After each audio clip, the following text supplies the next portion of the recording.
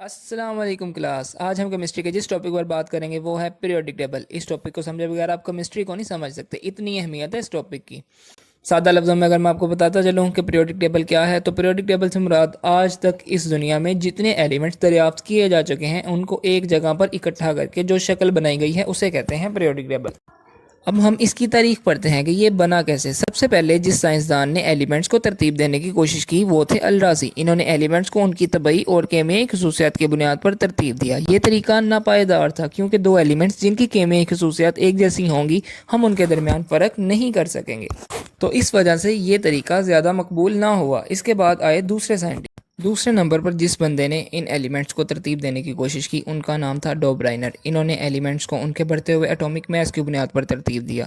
تین ایلیمنٹس جن کی خصوصیات ایک جیسی تھیں ان کو ملا کر ایک گروپ بنایا جسے ٹرائیڈز یعنی کہ ڈوبرائنر ٹرائیڈز کا نام دیا گیا. ان تین ایلیمنٹس کے گروپ میں درمیان والے ایٹم کا ایٹامک میس پہلے اور آخری ایلیمنٹ کے ایٹامک میس کا ایوریج ہوتا تھا.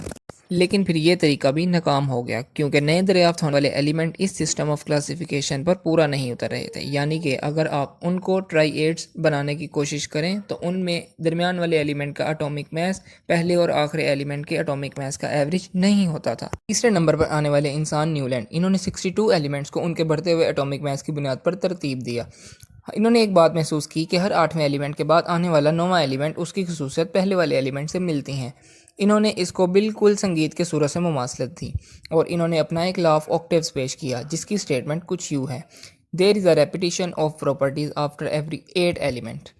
ان سب سائنسدانوں نے ابھی تک جو ایلیمنٹس کو ترتیب دینے کی کوشش کی تھی اس میں وہ اس کی کوئی خاص شکل و صورت نہیں بنا پائے تھے. پھر اس کے بعد آنے والا ایک سائنٹسٹ جس کا نام مینڈلیو تھا، اس نے پہلی مرتبہ ایلیمنٹ کو ایک ٹیبل کی صورت میں ترتیب دیا اور ایک جیسی خصوصیات رکھنے والے ایلیمنٹ کے کولمز بنائے جس کو اس نے گروپس کا نام دیا، اور اس طرح گروپس کو جوڑنے سے جو قطاریں بنی انہیں پیریڈ کا نام دیا.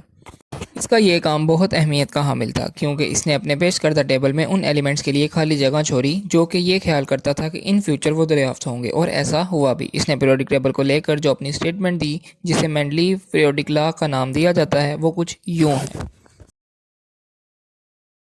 حال اس کے پیش کردہ ٹیبل میں بھی کچھ خرابیاں موجود تھیں، جیسے کہ آئسوٹوپس کی پوزیشن کا مسئلہ.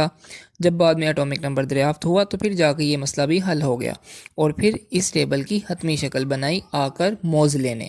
جب ایٹامک نمبر دریافت ہو چکا تھا تو اس بات کو محسوس کیا گیا کہ یہ زیادہ بہتر طریقہ ہے کہ ہم ایلیمنٹس کو ان کے ایٹامک میس کی بجائے ایٹامک نمبر کی بنیاد پر ترتیب دیں، کیونکہ ایٹامک نمبر ہر ایک ایلیمنٹ کے لیے مخصوص تھا، اور دوسرا یہ کہ ہر ایلیمنٹ کے لیے یہ ایک نمبر کے فرق سے تو موزلے نے ایٹامک نمبر کی بنیاد پر ایلیمنٹس کو ترتیب دے کر ان کی ایک حتمی شکل بنا دی اور اپنی ایک سٹیٹمنٹ پیش کی جسے ماڈرن پیریوڈک لا کا نام دیا جاتا ہے، جو کہ کچھ یوں ہے: